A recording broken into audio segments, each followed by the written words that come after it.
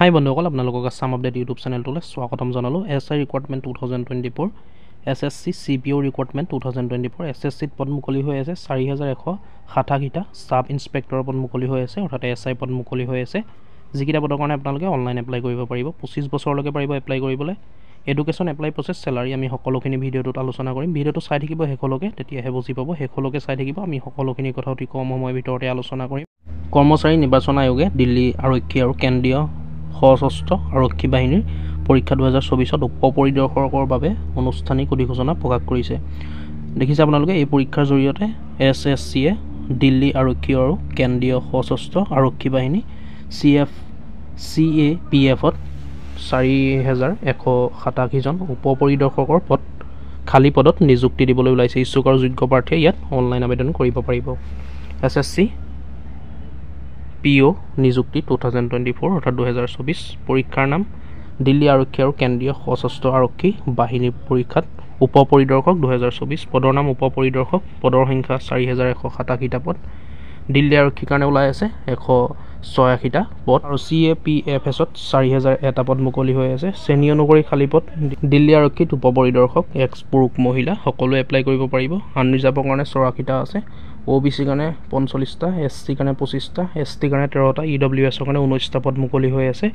CFPFৰ সমূহত উপ পৰিদৰ্শক GD, ইয়াত আনৰিজাৰ্ভৰ কাৰণে 1614 অৰ্থাৎ 1614টা পদ মুকলি হৈ আছে। OBC কাৰণে 1097টা, SC কাৰণে 593টা, ST কাৰণে 295টা আৰু EWSৰ কাৰণে 402টা পদ মুকলি হৈ আছে।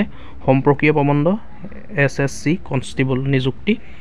SSC PO নিযুক্তিৰ যোগ্যতাৰ মাপকাঠি, ইলিজিবিলিটি ক্ৰাইটেৰিয়াসমূহ চাই লওক। বয়সৰ সীমা বিচৰা হৈছে প্ৰাৰ্থীৰ বয়স 2024 চনৰ 1 আগষ্টৰ ভিতৰত 20ৰ পৰা 25 বছৰৰ ভিতৰত হ'ব লাগিব। আবেদন কৰিবলৈ প্ৰাৰ্থীৰ জন্ম 2/8/1999 আগতে নহয় আৰু 1/8/2004ৰ ভিতৰত হ'ব লাগিব। মানে আপোনালোকে এপ্লাই কৰিবলৈ 20 বছৰৰ পৰা 25 বছৰৰ ভিতৰত পাৰিব। আৰু ইয়াৰ কাৰণে ৰিলেক্সেশ্যনো দিয়া হ'ব, অৰ্থাৎ বয়সৰ শিথিলতা দিয়া হ'ব। অনুসূচিত জাতি ইয়াৰ কাৰণে আপোনালোকে 5 বছৰ ৰিলেক্সেশ্যন পাব। SC ST কাৰণে, OBC কাৰণে 3 বছৰ, প্ৰাক্তন সেনাবাহিনী অৰ্থাৎ এক্স ছাৰ্ভিচমেনৰ কাৰণে 3 বছৰ ৰিলেক্সেশ্যন থাকিব।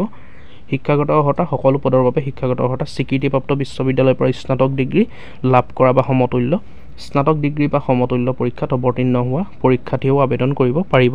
কিন্তু কাট অফ তাৰিখ বা তাৰ আগতে তেওঁলোকৰ আৱশ্যকীয় অৰ্হতা থাকিব লাগিব, অৰ্থাৎ 1/8/2024। আপোনালোকে দেখিছে, স্বীকৃতিপ্ৰাপ্ত তাৰ ৰিকগনাইজ ইউনিভাৰ্চিটিৰ পৰা পাছ কৰিব লাগিব, স্নাতক ডিগ্ৰী থাকিব লাগিব। দিল্লী আৰক্ষীৰ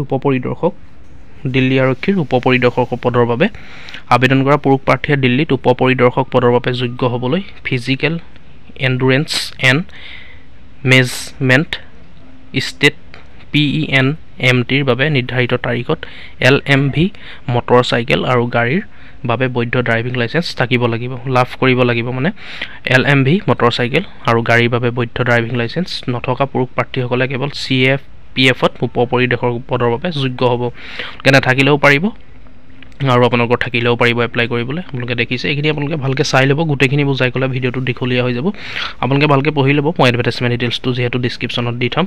আৰু ইয়াত আপোনালোকে এটা কথা মন কৰিব, সকলো পদৰ বাবে আগৰ যি শিক্ষাগত অৰ্হতাৰ কথা মই কৈছিলোঁ, সকলো পদৰ বাবে শিক্ষাগত অৰ্হতা স্বীকৃতিপ্ৰাপ্ত বিশ্ববিদ্যালয়ৰ স্নাতক ডিগ্ৰী লাভ কৰা বা সমতুল্য, স্নাতক ডিগ্ৰী বা সমতুল্য পৰীক্ষাত অৱতীৰ্ণ হোৱা পৰীক্ষাৰ্থীয়েও আবেদন কৰিব পাৰিব। আৰু ইয়াৰ কাৰণে আবেদন মাচুল অৰ্থাৎ এপ্লিকেশ্যন ফিজো পে' কৰিব লাগিব। আনৰিজাৰ্ভৰ কাৰণে আছে 100 টকা, OBC MOBCৰ কাৰণে 100 টকা। অনুসূচিত জাতি মহিলাসকলে ইয়াৰ কাৰণে পে' কৰিব নালাগে। মানে SC ST আৰু ওমেন কেণ্ডিডেটে এপ্লিকেশ্যন ফিজ পে' কৰিব নালাগে আৰু এক্স ছাৰ্ভিচমেনে নালাগে। পে'মেণ্ট মোড আপোনালোকে দেখিছে, ভীম UPI নেট বেংকিঙৰ দ্বাৰা আপোনালোকে অনলাইন পে'মেণ্টটো কৰিব পাৰিব। অসমৰ আৰু অন্যান্য উত্তৰ পূৰ্বাঞ্চলৰ ৰাজ্যৰ SSC পৰীক্ষাৰ কেন্দ্ৰসমূহ চাই লওক। আমাৰ অসমৰ কাৰণে যোৰহাট, ডিব্ৰুগড়, গুৱাহাটী এইকেইখন ডিষ্ট্ৰিক্টত এক্সাম চেণ্টাৰটো পৰিব। বাকীখিনি চাই লওক আপোনালোকে, ইটানগৰ, ইম্ফল, আইজল এনেকুৱা ধৰণৰ পৰিব। কহিমা, আগৰতলা, শ্বিলং, শিলচৰো পৰিব আমাৰ অসমৰ। দেখিছে আপোনালোকে, এইকেইখন ডিষ্ট্ৰিক্টত পাৰিব এক্সামটো দিবলৈ। ইয়াৰ কাৰণে ইয়াৰ ষ্টাৰ্টিং ডেটটো আছিলে 4 মাৰ্চ, অৰ্থাৎ 4 মাৰ্চৰ পৰা এপ্লাই আৰম্ভ হৈছে। লাষ্ট ডেট এপ্লাই 28 মাৰ্চ আৰু date of application correction 30 31 March 2024 30 আৰু 31লৈকে আপোনালোকে কাৰেকশ্যন কৰিব পাৰিব schedule of computer base examination যিটো হ'ব কম্পিউটাৰ এক্সামিনেশ্যন 9 10 আৰু 13 মে'ত অনুষ্ঠিত হ'ব ইয়াৰ কাৰণে এপ্লাই কৰিবলৈ হ'লে আপোনালোকে ডিছক্ৰিপশ্যনলৈ আহিব তাতে পাই যাব আৰু এডভাৰটাইজমেণ্ট ডিটেইলছ অফিচিয়েল ৱেবছাইট সকলোখিনি ভিজিট কৰিব ডিছক্ৰিপশ্যনত উপলব্ধ থাকিব যিকোনো ইণ্টাৰেষ্ট হয় আপোনালোকে 28 তাৰিখৰ আগতে 28 মাৰ্চৰ আগতে অতি সোনকালে এপ্লাই কৰি দিব